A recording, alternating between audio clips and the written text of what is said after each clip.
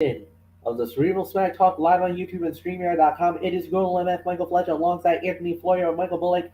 Gentlemen, we're not going to waste too much time. We're going to dive right in. We started off with Smackdown Live. It was actually recorded. This was actually recorded on April 22nd, aired on April 29th on Fox. It was from Albany, New York at the MVP Arena. And we started it off with the match inside the confines of a 15-foot high steel cage, as it was Drew McIntyre going one-on-one with Sami Zayn. McIntyre wins the match in 10 minutes and 36 seconds. That was an all right fight.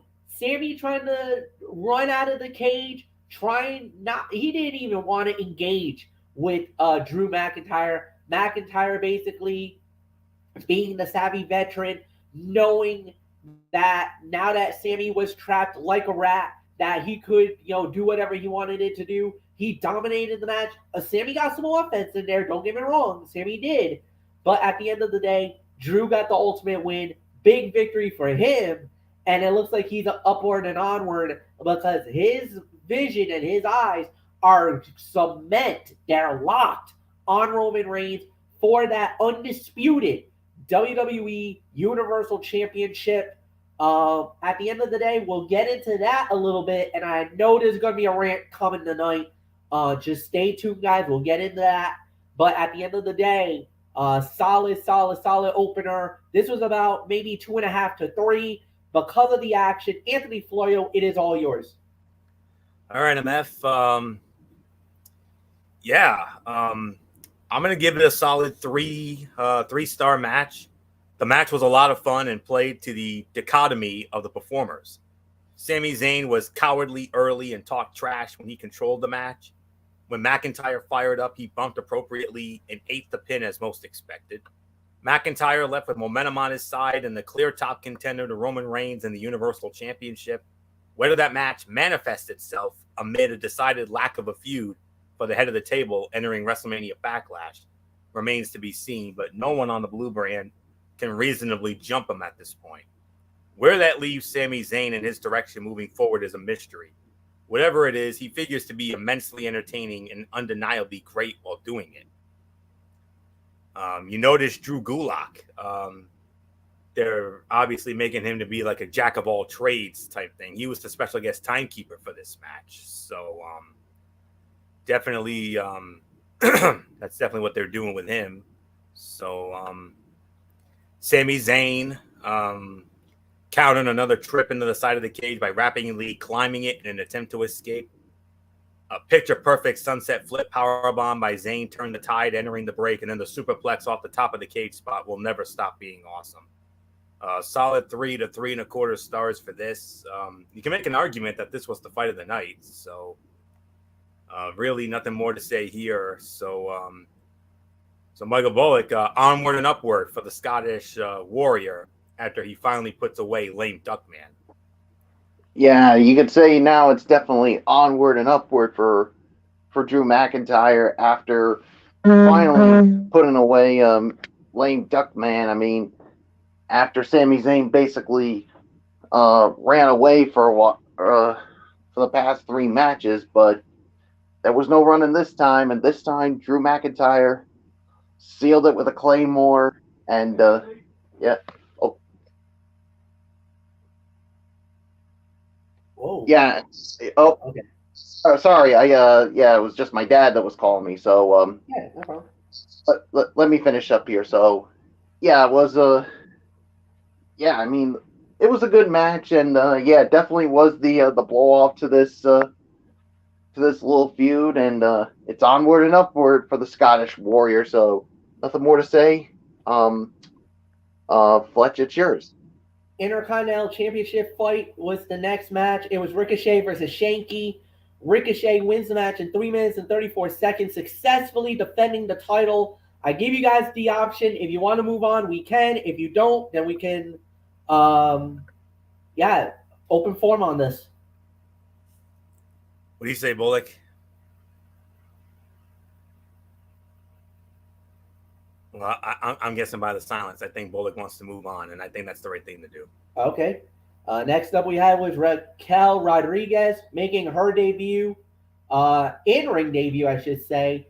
She wins the match against Kat Cardoza. That was 2 minutes and 36 seconds. Obviously, we're going to blow by that. Then after that, we did have a promo segment with the Usos and Team RK Bro. This was to officially make the unification title fight official. Then it was interrupted. Then it was interrupted by Roman Reigns. Then interrupted by Drew McIntyre. Then Paul Heyman went to the back to talk to Adam Pearce about maybe, you know what? Let's add Roman Reigns and Drew McIntyre, do a 6-man tag. And we're like, well, wait a minute. Does that mean the belts are on the line? Are all the belts going to be on the line at that point? If you do that, this is going to make it awesome. Like, now Providence is really going to get something wicked special. No, guys.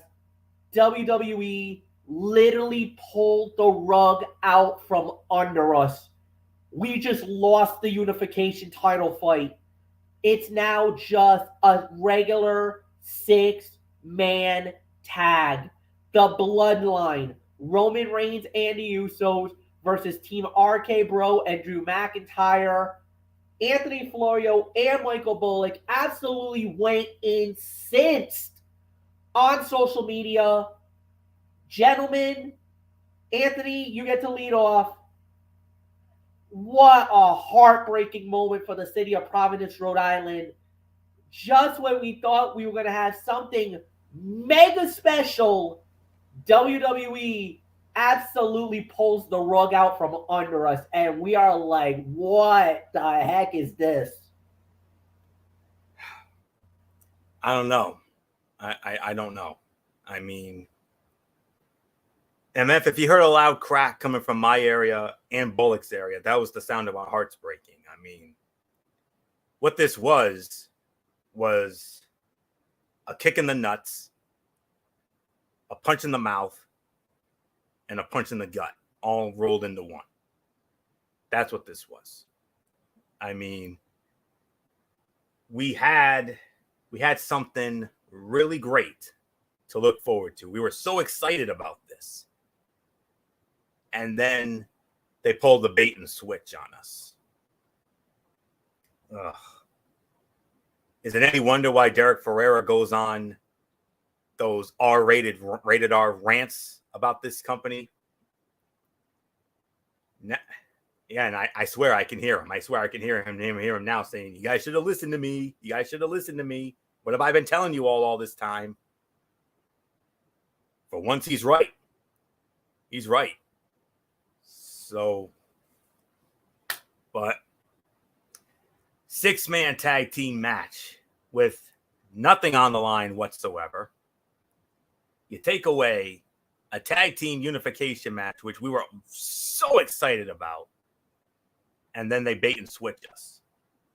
Now, a lot of reasons could be behind this.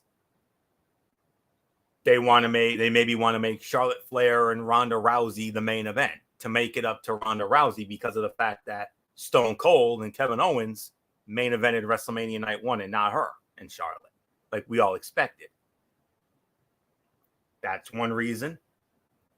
Another reason, maybe they want to save the unification match for Inside Hell in a Cell, because Hell in a Cell is the next pay-per-view, June 5th in Chicago. That's a possibility. But whatever the reasoning for this is, I can't wait to hear it, because I damn sure want to know why they pulled this BS on us tonight.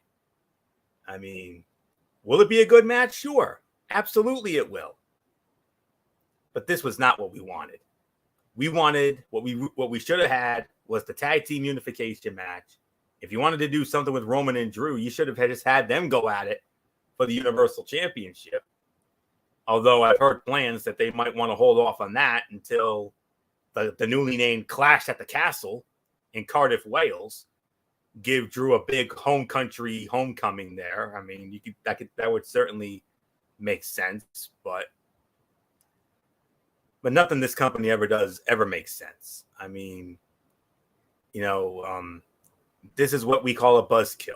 I mean, we were so excited about this, and then the old bait and switch, and I'll tell you what, MF, Bullock and I had a Smackdown chat this evening, and everything was going just fine. And then once that news broke, we were not the same after that. I mean, we were fuming, we were pissed, and we had every damn right to be after all this. I mean, let me go one further, and let me ask you a real, legit question.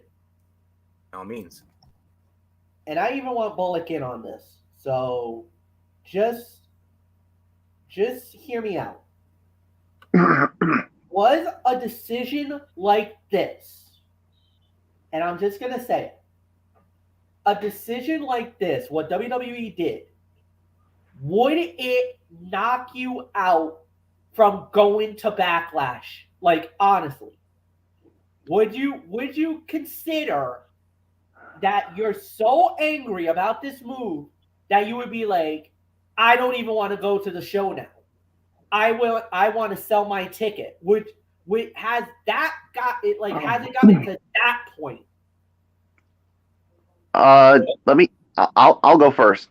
The answer for me, I mean, no. I mean, it's not going to make me change my mind. I mean, does it suck? Does it suck? Absolutely, it does. But because look at. I mean, besides that, you still got some other good matches on the card. I mean, I Quit. Granted, however, fans in Providence are really diehard WWE fans, and they are loyal.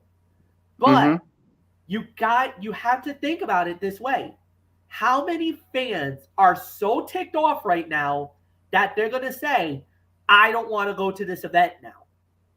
I mean, honestly, I'm sure there's a good amount, but for me, I mean, I'm still going because you still got some other good matches there, and I'm a loyal WWE fan. So, am I unhappy? I mean, am I unhappy about this switch? Yeah, but is it going to stop me from going? No. Not at all. I mean, but you know what? I mean, if other people, but the thing is, Fletch, if other people are gonna, if they say they don't want to go, you know what? That's their choice. But me and Florio, we agreed we're still going, and it's my final answer. All right. Because that's the one thing that needs to be addressed. Because there's going to be people out there that's going to be like, you know what? I'm not going now. You screwed us over. You stole us what was going to be a history-making moment. Now, wait. Here's the thing that I would do. You want to do 6-man, all right.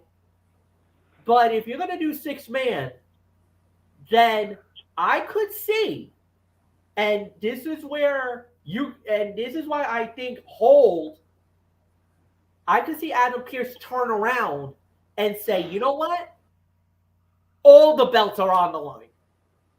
That would be the undisputed Universal Championships on the line and the tag team titles, because you still need that hook for these fans. However, Anthony makes a valid point.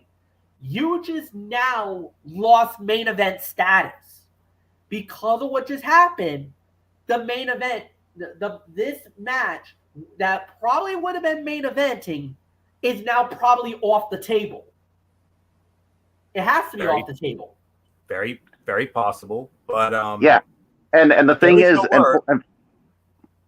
there is no word yet. There's no word yet if WWE plans to, make an indemnity to this match as of yet. But here's the thing: they announced they did a plug for Raw tonight, and they announced on that plug that Roman Reigns and the Usos are going to be in Greensboro at the Greensboro Coliseum Monday night, because that's where Raw is going to be Monday night, Greensboro. I mean, they're going to be there.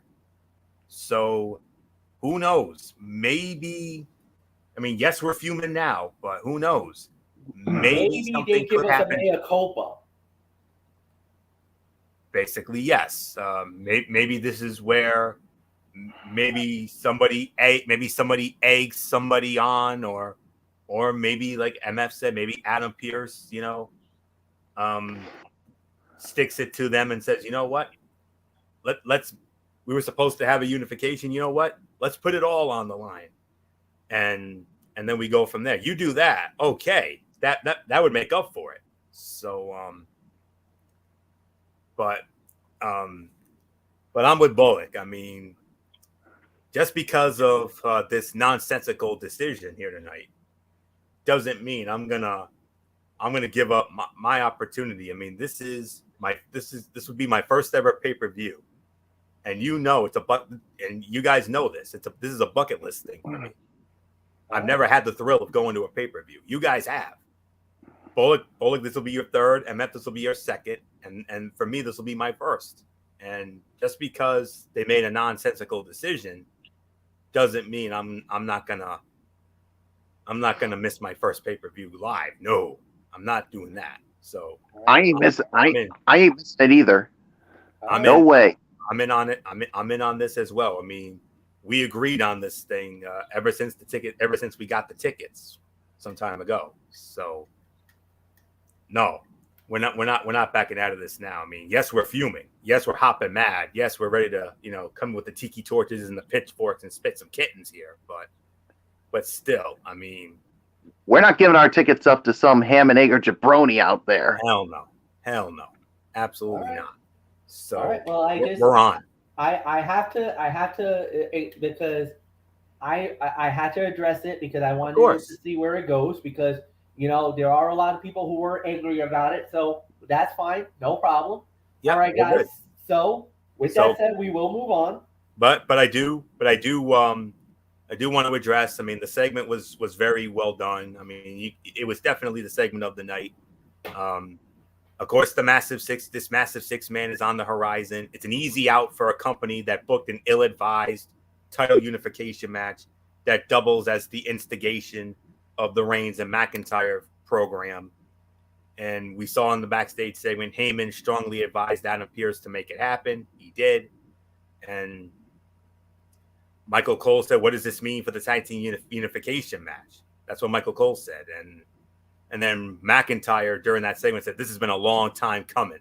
And yes, this is a long time coming. I mean, the WrestleMania 35 match with Roman and Drew, solid, not overly spectacular. The match at Survivor Series 2020, that was a damn near 5-star classic. That's the match we should have gotten at WrestleMania. But hey, we got that match. It was unbelievable. And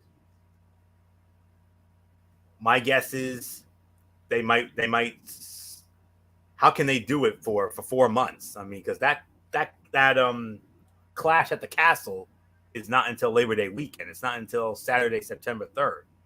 In the Cardiff, Wales, at the Principality Stadium. So I think that could be the night where Drew McIntyre dethrones Roman and finally ends Roman's epic Universal run. Give Drew McIntyre a British Bulldog-like moment. Give him that massive home country pop.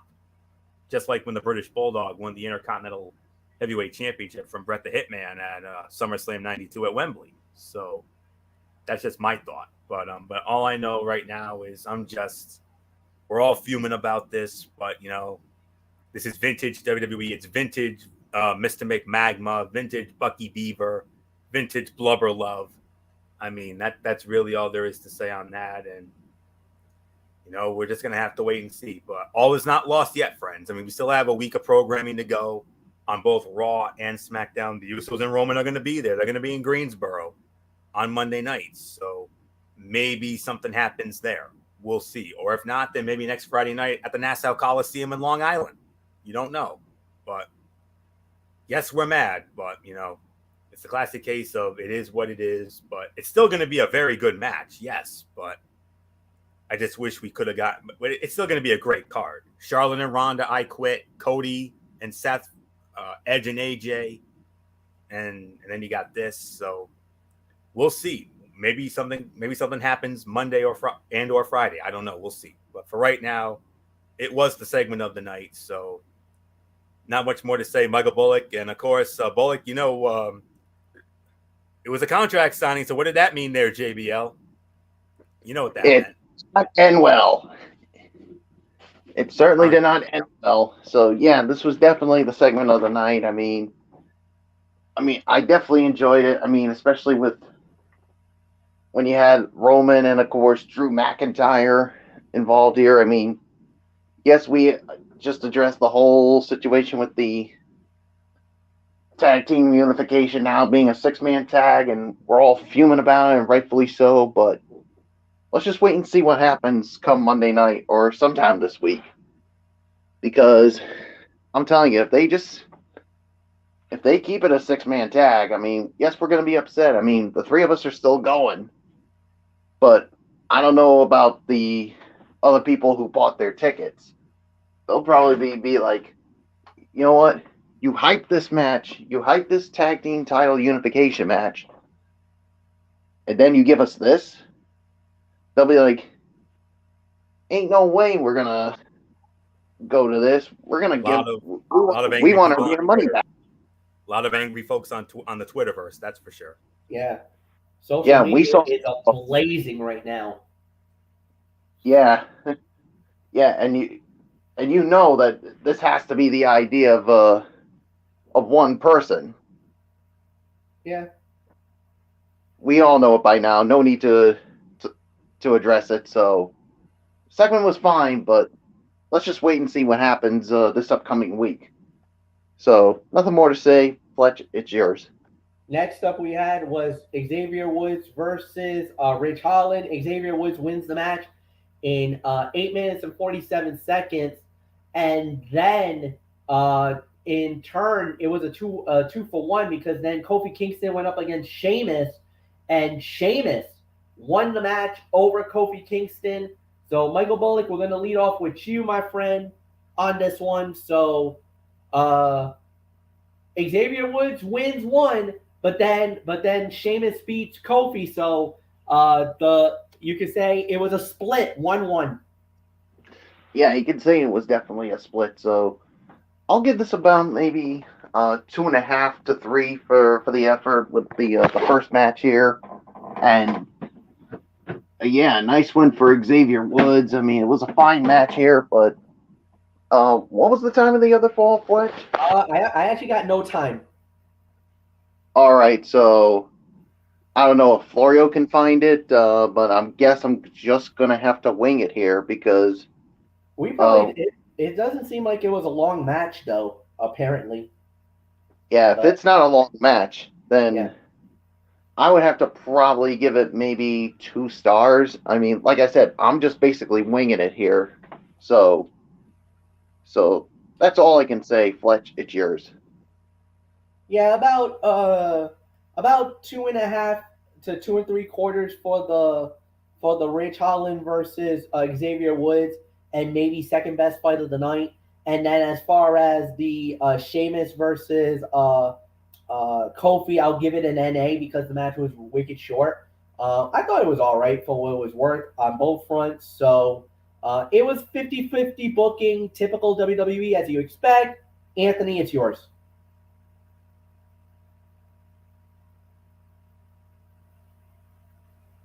Yep. All right. Rich Holland dominated the action, but it was his hubris that proved costly as Xavier Woods scored the win against the overconfident young star with the backwoods roll-up.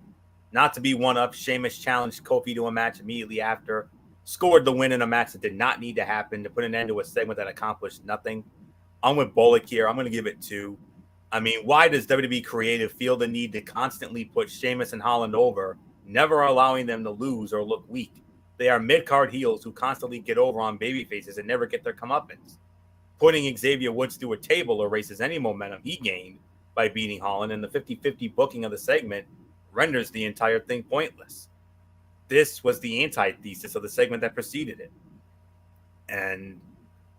But next week in Long Island, Nassau Coliseum, next Friday night on SmackDown, we're going to see Kofi and Xavier against Sheamus and Rich Holland in a tables match. So that could be halfway decent. We'll have to wait and see. That could be good. But and then another thing with this Butch thing.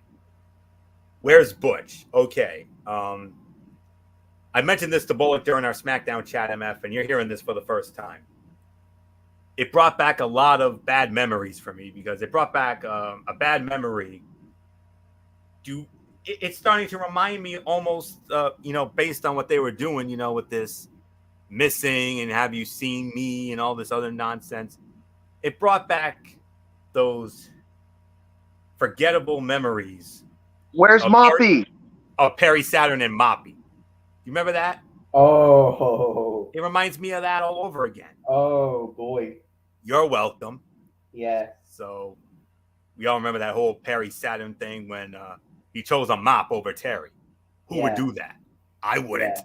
So that's all there is to say on that. So, invasion angle, folks, look it up. So that literally did happen. And I'm having flashbacks to that with this whole Where's Butch thing.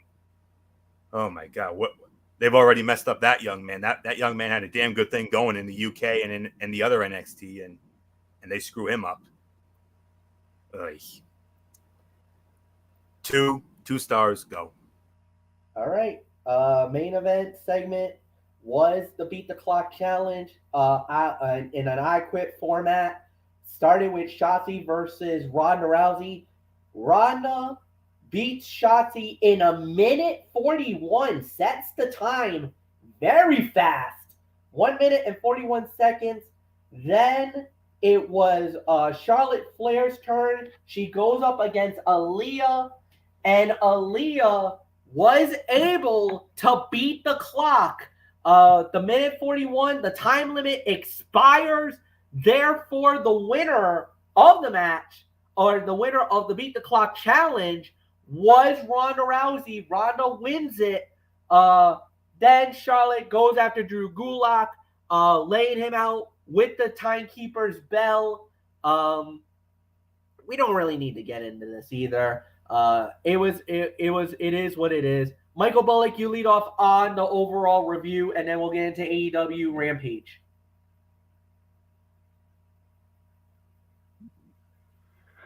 Yeah, I thought this was an okay edition of SmackDown. I mean, there were some things that I thought that could have been better, but of course, the one that really got me going was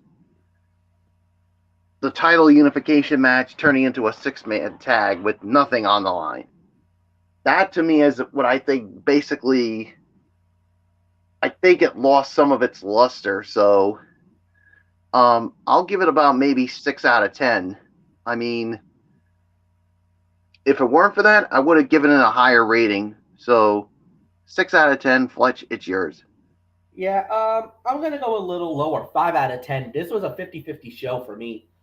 Yes, the announcement of the unification title match now off the table really rubbed a lot of people the wrong way, including myself. But all in all, I thought it was an all right event because there weren't really that many good matches. I mean, the first fight was amazing. Then some of the stuff was all right, but it really never took anything more beyond that. So, I mean, it is what it is. We got we got what we got, and there's really nothing more to add. So, Anthony, it's yours as we get ready for Rampage. I agree. 5 out of 10. I'm with MF on this one.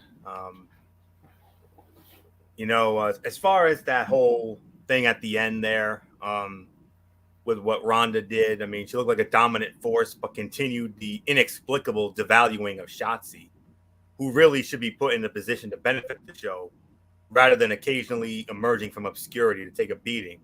Shotzi has too great an upside to be wasted in the manner that she has. Aaliyah, on the other hand, she showed gutsiness as she beat the clock, refusing to tap out the Charlotte in the figure 8. And Ronda technically won that. That whole ordeal was fine enough for what it was, but like so much of the feud, none of it made fans care any more or less about the vendetta that exists between champion and challenger.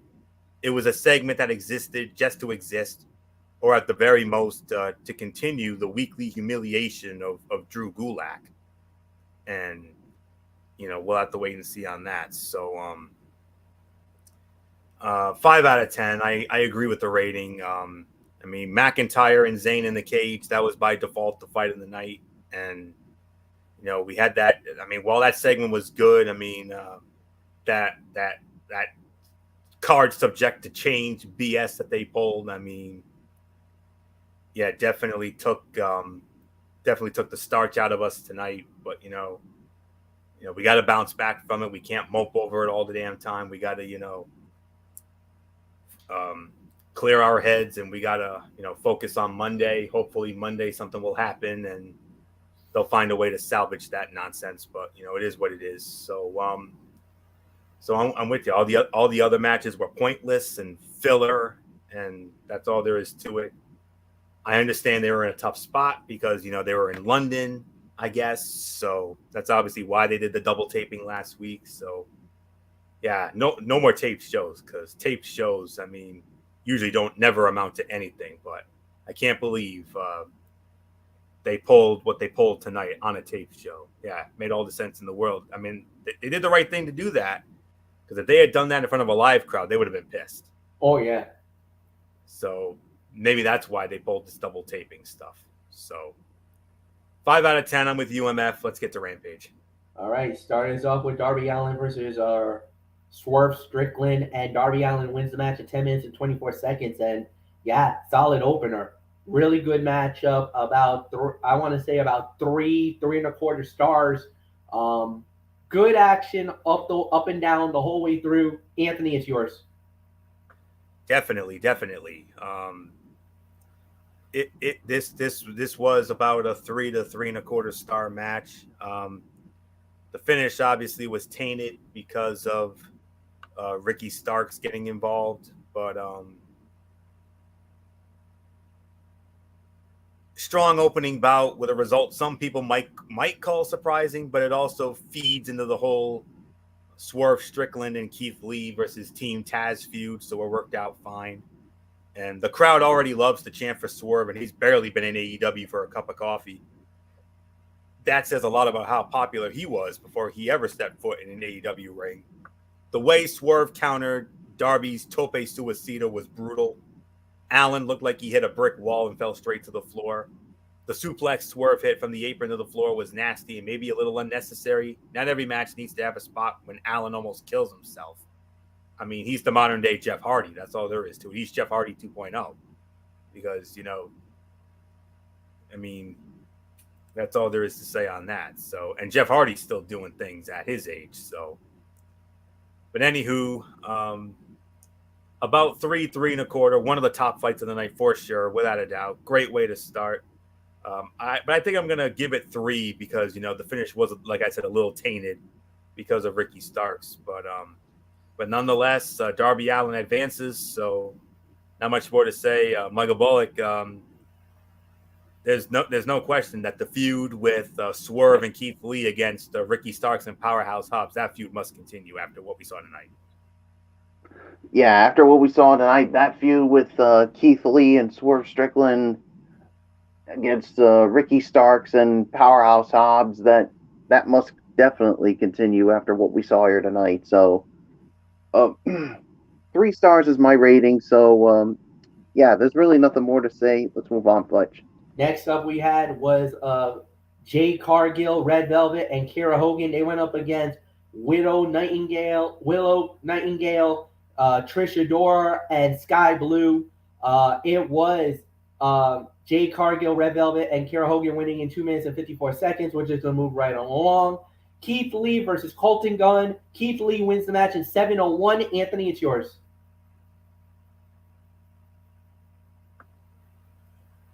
2.5, 2.75. Let me see.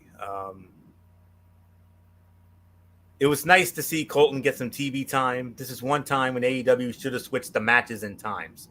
I think the women's trios match should have been in this spot and given more time while Lee and Gunn had a quicker squash that made Lee look dominant.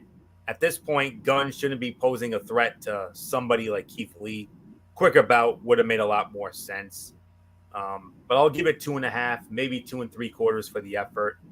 And Lee's two-handed chop was probably about 10 times louder than guns on the decibel meter. So keep that in mind. But that's all there is to it. 2.5 for me. So Bullock, it's yours. Yeah, 2.5 stars for me. I mean, fine match. I mean, it could have been better, but this just obviously continues to make Keith Lee look strong here. So, yeah, there's nothing more to say. Fletch, it's yours. Main event for the Ring of Honor Television Championship. Samoa Joe versus Trent Beretta. Samoa Joe successfully defends the title, winning it in 10 minutes and 6 seconds. Bullock, it's yours. I'll give this about another 3, maybe 3.25 for this. I mean, this was a fine main event here. I mean, Samoa Joe continues to roll as the champion here. So, yeah, and now we guys wait and see what's next for him. So, Fletch, it's yours. Yeah, 3 stars for me. Solid main event. Really nothing more to add. So, Florio, it's yours. I'm actually gonna call this the fight of the night. I'm gonna give this 3.25, maybe 3.5 for this. Easily the best fight of the night, and probably one of Trent Beretta's best performance since he returned from injury. It's nice to see the Code of Honor handshake being carried on when Ring of Honor belts are defended on AEW television. The way Joe beat Trent down in the corner at one point looked so convincing.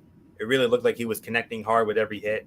And the tornado DDT Trent hit on Joe was perfect. And yeah, very good match here. And of course, Joe got beat down by Jay Lethal, Sanjay Dutt, and Satnam Singh. So something's definitely on the horizon there. Maybe Jay Lethal and Samoa Joe down the road.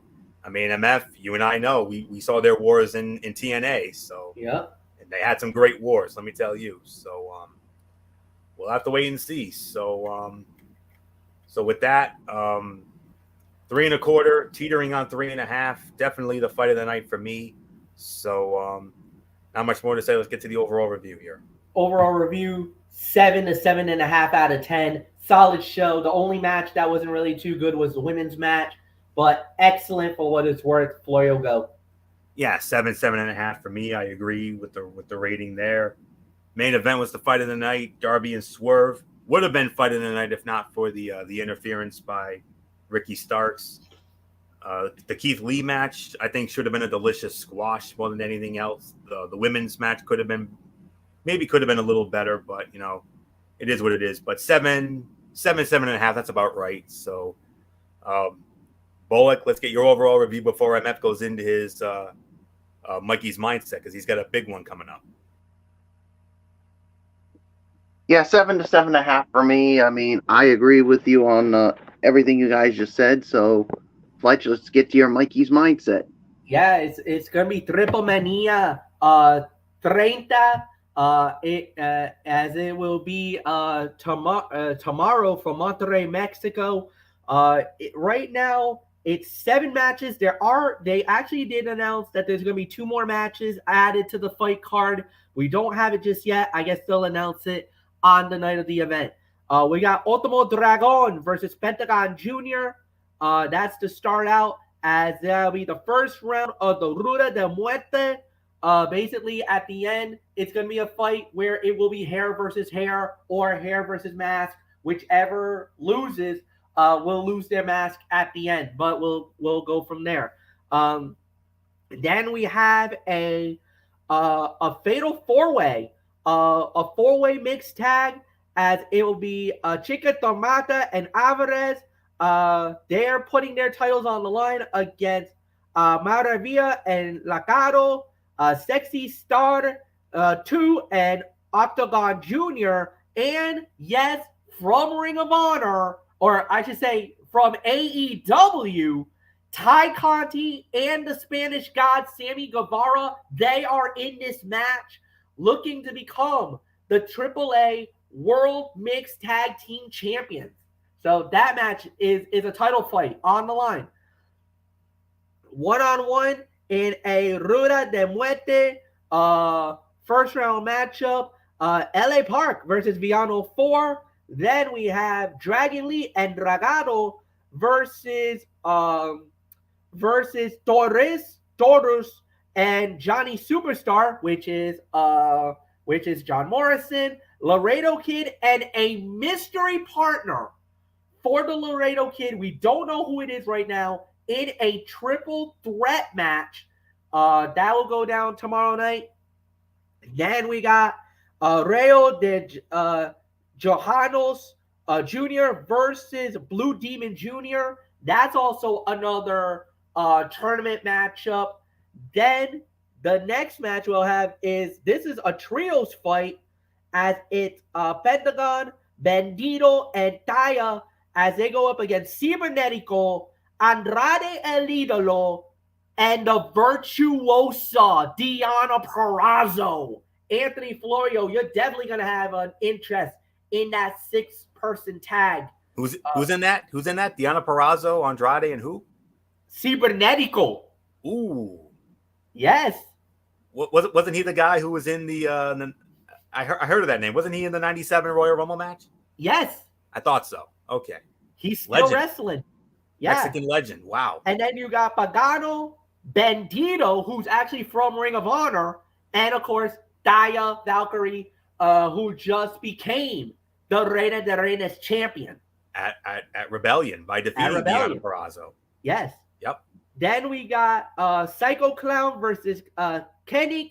That's also a first round match of the Rueda de Muerte. And then in the main event right now, it will be El Hijo de Vecino, who is right now the AAA Mega Campeon. Him and Rey Fenix will team up, and they are going up against AEW superstars, the Young Bucks, Matt and Nick Jackson. That's your main event for AAA. For the Triple Mania Monterrey that goes down tomorrow night. Guys, we are done. We'll be back on Sunday night, as we will have a special edition of TXN Sports World. What time? And yes, we're still going to work on the time. I think I'm going to do 9 o'clock.